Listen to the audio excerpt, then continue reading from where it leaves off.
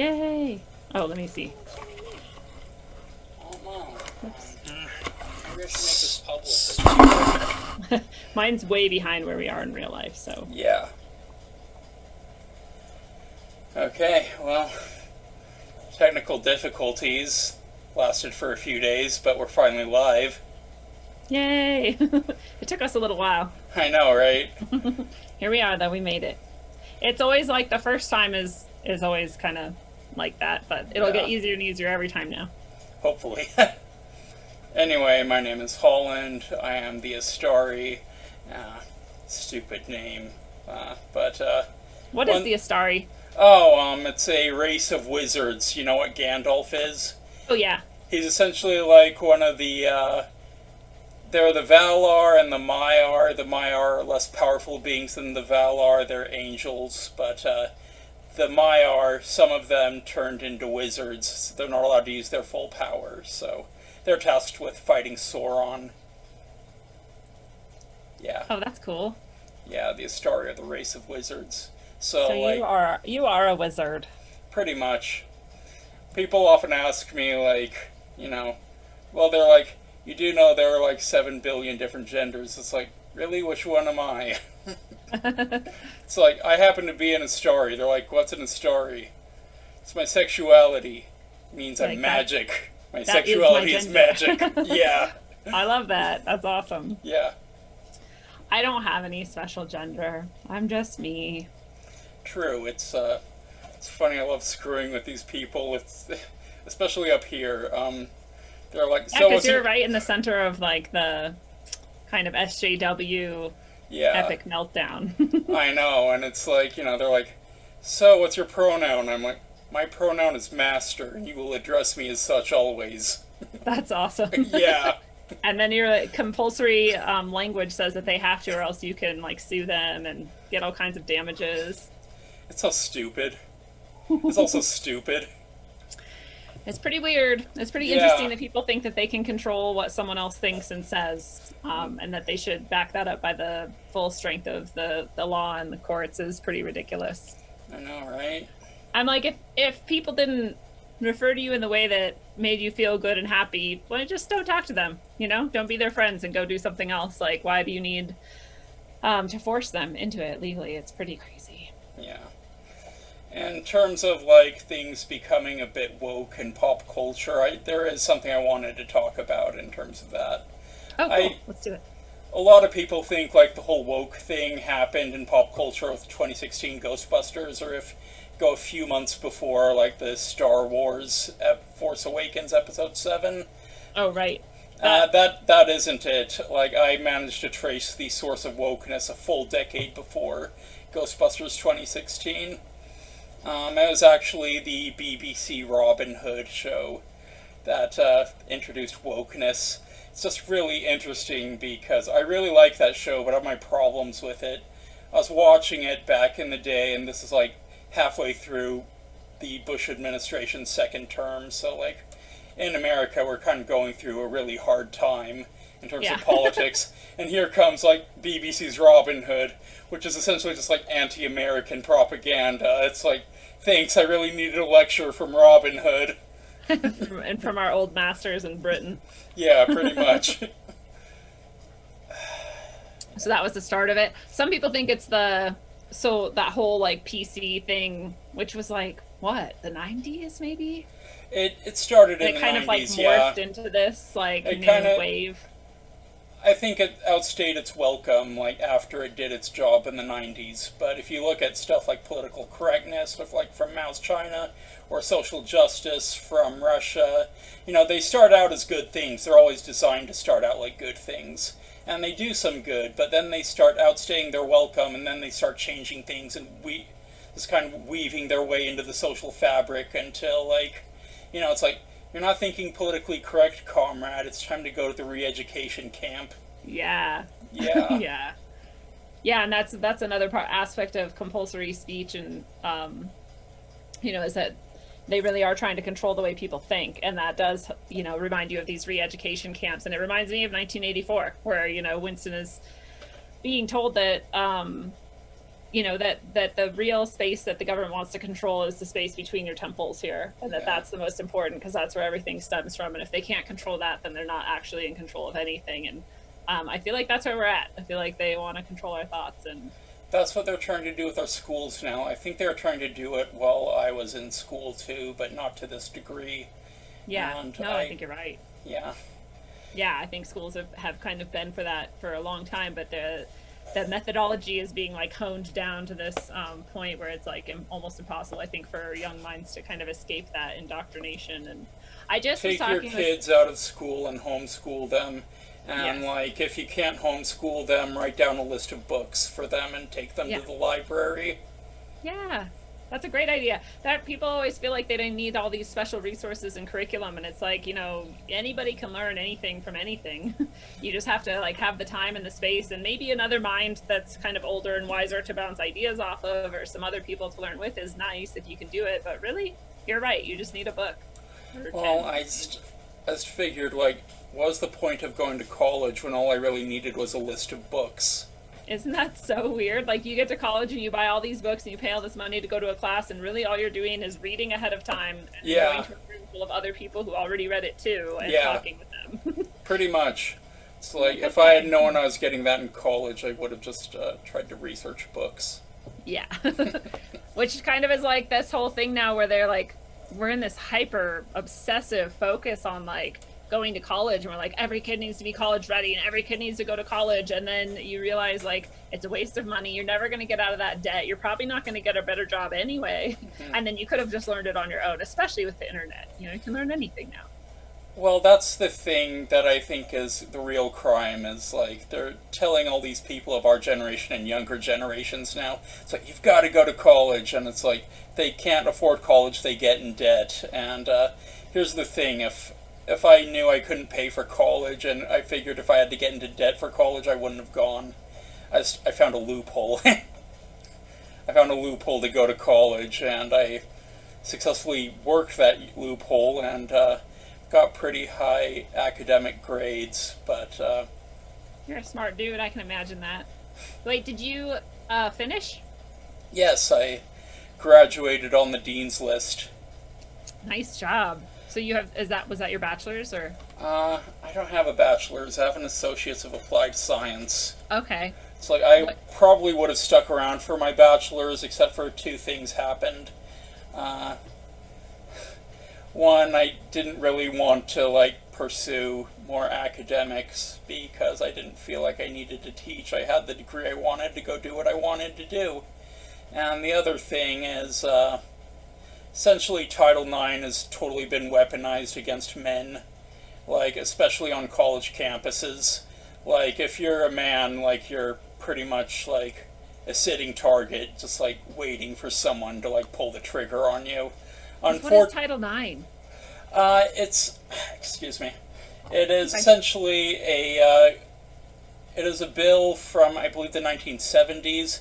Is essentially supposed to make sure that, you know, women had an equal footing in college campuses, which I'm all for and stuff. But then, like, when Barack Obama took office, he kind of signed Title IX and amended it so, like, it covers sexual harassment, which, you know, that's fine and stuff when there actually is that. But the Right. problem is, like, it's being weaponized, and there's, if you're a guy and you're, like, accused, you can't mount a defense, you can't cross-examine witnesses. They, like, find you guilty and kick you out. That's essentially it. That's the whole It's kind of process. it's kind of the whole culture of like believe all women thing. Pretty much.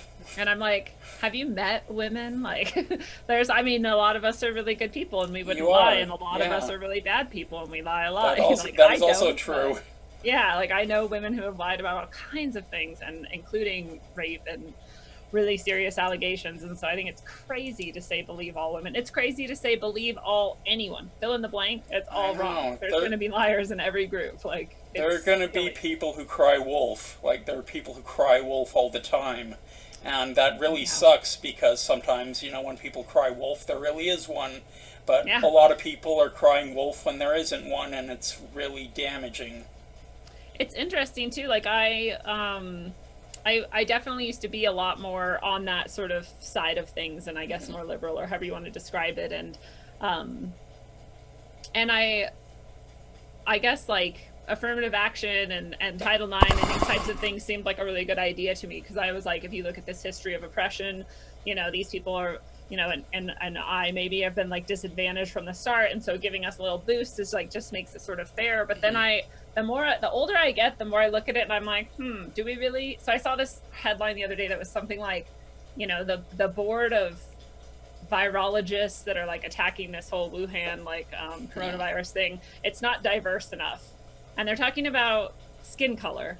And I'm like, so do you want like the best minds in the world to try to protect everyone from this virus? Or do you want like specific colors of people? Because you might get the best minds of the world of various skin colors. You might not, you know, like it shouldn't even matter. It shouldn't even be part of your criteria. You know, the criteria should be like, are you the best at this? Because that's who we need right now. Well, that's the thing. We don't really have a meritocracy anymore. We more have, like, slots that need to be filled now. And, like, I think that's a very horrible way to go about things. I mean, obviously, if somebody is qualified and they happen to fill that slot, of course, if you want that. But, like, you should really be trying to get the best people for the job.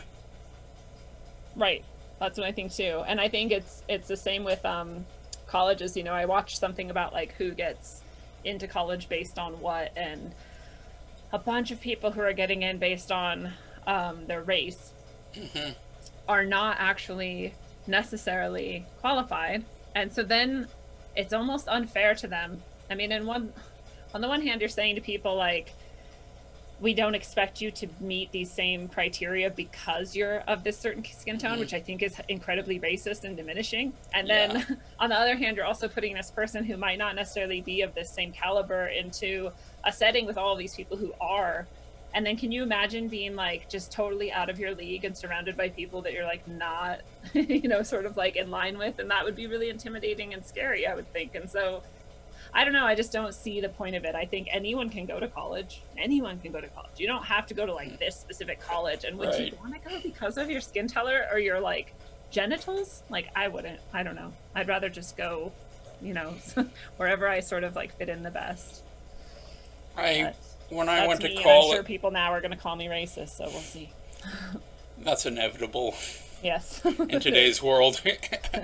I was going to college, and like I was trying to figure out which college to go to, and I thought about Ivy League universities or like the Art Institute of Seattle or whatever, and ultimately I found a class that it was definitely the best class of its type in the Pacific Northwest, so I went there and I learned film, you know? It's like I could have gone to University of Washington. I guess they had sort of a film program then. Right. If I wanted to, I could have gone to Harvard. They didn't have a film program that I knew of. I wanted a really good film program, and yeah, I found one. Nice job. Yeah. Yeah, that's the other thing. We're kind of obsessed with these titles and these old like ideas of what the best colleges are, and it's like maybe. I mean, I had a really great education from very small, unknown schools, so you never know. I've said this before on my Facebook page, but I feel like the best education I ever got was actually in middle school, because whenever I wanted to, I could just raise my hand and like say, Mr. B, I don't feel like being in class right now. Can I go to the library? He'd say, of course you can, Holland. So I'd walk upstairs to the library and just read for hours and hours and hours. Learn about whatever you wanted. Was Pretty that much. At Langley Middle School? Yes. That's awesome. Who is Mr. B? Mr. Barrett. Yeah, Barrett was rad. I never had him, but everybody loved him. He was such a good teacher, and I think that's part of why, is he recognized that everyone was an individual and treated them as such. Yeah, they wouldn't stand for him in today's education system. I wonder what happened to him. I'm sure he stayed until he retired, but... He did retire. I think he saw what was going on and was like, you know what? It's been a good run. Yeah, time to run away now. Pretty much. That's basically what I did too. I was like, wow, this has been great, and now it's horrifying, and I'm terrified of what the future brings for education, and I don't want to be a part of it. True. I think, like, I think like a lot of people have misinterpreted me over the years. Thing is, like, people don't know this. Like, some people who are watching or may watch in the future don't know this, but I wear a mask like nearly all the time. Even right now, I'm wearing a mask. The truth is, like, I am not like this all the time. Yes. I have Tourette's syndrome and some other stuff. Obviously, like, people think like people with Tourette's, they shout out things and curse and stuff, and we do. Sometimes we say things twice, sometimes we say things twice, but yeah. My thing is sometimes I say things twice, but other times I just blurt out something so freaking offensive, and like it's not that I think that way or even that I wanted to say it, but people think I say it because I want to, when the point is like I'm not trying to say it. It just happens that I can form it in a complex sentence and not just shout it out. Yeah, so it's way different from what people's ideas are about what Tourette's is they think you're going to be like sudden and violent and loud, and really you Yeah. can just say something that sounds like very like volume wise and tone wise like very average and normal, but actually that is a so do you like feel that coming on, or is that just random and you'll just like realize it afterwards, or what? It just happens. Thing Yeah, is, I'm usually able to manage quite a great deal of self-control, but nice sometimes, job. especially like when I'm by myself or like in my private area, sometimes I'll just let go and let my control slip. Wow, that's like something I don't think a lot of people could even understand. Like I'm having a hard time imagining being like really controlled all of the time and then being able to consciously like dial that back and let it kind of all like loose and It took me decades and years of failure to learn to control it.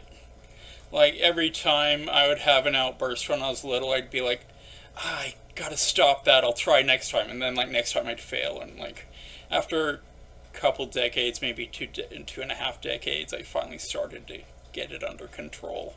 that's amazing. Yeah. Well, Wow. that's the thing. Like, don't give up. Just keep trying. Yeah. Well, you like had to. I mean, you had no other choice. So you Yeah. learned that more than most people would. Thing is, like people hear like you're disabled, they automatically think you're stupid or something. Yes. That's not my issue. My issue that isn't that I'm stupid. My issue is that I'm too damn smart. Oh yeah, you're ridiculously smart. I often think I'm quite stupid. No, see, that's actually a sign of someone who's intelligent is that they imagine that they're stupid and they imagine because you're so smart that you're aware of all the things you're not aware of. That's how smart you are. And so you feel like, oh, well, I don't know everything or I'm not aware of all of this, but that's actually a sign of intelligence. Really, really stupid people think they're really smart, and really, really smart people like think that they're not quite there yet. So that's kind of interesting, like dichotomy there. But I think it's really interesting because due to the nature of my family and like our connections, I've actually grown up among some of the smartest people in the U.S. yeah, like Elliot Cribbs. Well, definitely there's him, but I'm thinking more like Dave Campbell, Jay Welch, some other people I can't really mention. I don't know these people. I know it's Are they island people? no. Oh, okay. Are they famous people? Jay Welch is. Is he? Yeah. What does he do? He's like a mathematical genius, kind of like a Renaissance man, but what he's really known for is his music. It's like Wow. excellent musician. Like I remember like back in the day, me and him, we would just like we'd be on the couch listening to opera as we were nodding off. He was my grandfather. Oh, that's so cool. Yeah. Yeah, so you are really intelligent and then you're surrounded by other really intelligent geniuses, and so that definitely helps too. I think that's a really good point about like what people's perceptions are of different disabilities, and I was talking to some people recently about, I'm still trying to figure out like how I want to make money or whatever now that I'm not teaching, and so I think about doing sort of like childcare tutoring sort of thing, and one of the times I did this, I had a girl I worked with who was high functioning Asperger's autism, and it was awesome. And I was with her for 4 years, and people are always like, oh, that's so hard. And when I talk about doing that again, they're like, wow, you're like brave or whatever. And I'm like, it's not anything. Like really, like it's just normal. Like I think people, I don't know what that is that makes people not really get that everyone is still just a normal person, you know? We just have like different ways of experiencing and different ways of expressing and different what like hurdles to overcome, you know? But it's not like this person is, I don't even know what. I don't even know what the word is. Like I don't know what they expect that, you know. I don't know. I don't know why people have that sort of idea. I'm like, I think what it is people just need to like hang out with more people who have those sorts of things going on so they can see that like just a normal person, you know? I just think it's interesting. Well, I don't know if you know this, but like, I think it was 97 or 98 I was institutionalized. I didn't know that. Yeah, I was kind of freaking out too much. I was just having rage issues. Yeah. They kind of stuck me in institution for about a little over a week and a half, you know, to figure out like meds and stuff. Yeah. It was an interesting experience. Interestingly enough, like this was down in Salt Lake City, Utah as well. And during that little stint there, I discovered something. What was it? The best coffee you can get in Salt Lake City, Utah is coffee ice cream.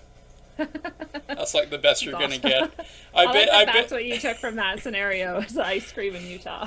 Well, the thing is, like, I've been down to Utah many times, and I've been to their best coffee place. And, like, I was drinking their coffee, and I was like, okay, I realize two things now. One is, like, people down in Utah have no idea what good coffee tastes like. No. And two, the best coffee they have is the free coffee you can get up here at the bank. It's all that Mormon junk. Stops people from being able to have good coffee. To be fair, they don't know what good seafood is either. True. Poor guys. But they have like the best salt in the world, so. They have Mrs. Backer's cake. Interestingly enough, I do reference Mrs. Backer's cake in the book I want to talk about later. Okay. I want to stick with institutionalization for a second, though, because this, right, we're all institutionalized at some level because we all go through the education system, and that's an institution, and it's meant to have a similar sort of effect, right, where they're like want to control your behavior and your way of thinking and whatever outcomes. But yours is obviously that would have been like a more intensive, very specific, like, outcome that they wanted. But did you feel like this was a benefit to your life overall? Yeah, they recalibrated some of my medications, so when I came out, I was actually a lot calmer than people had previously known me. Obviously, like, things weren't 100% with me, but that wouldn't happen until, like, summer of 2001. Like, and I think I met you shortly after that. Yeah, let's just say the summer of 2001, I discovered, like, a little green organic medicine. Yes. That I now totally legal at the time, we swear. Totally legal at the time. That's awesome, and that was really helpful for you? Very much so. It really, interestingly enough, it calms my brain down to the point that I can really function like everybody else. Yeah. Wow. See, it's so funny. It's a medicine for so many things. And then in other situations when it's not medicinal, it can be actually really negative for people. Yeah. I mean, not as much as other drugs, but just anything. It's like with the right application, it's perfect.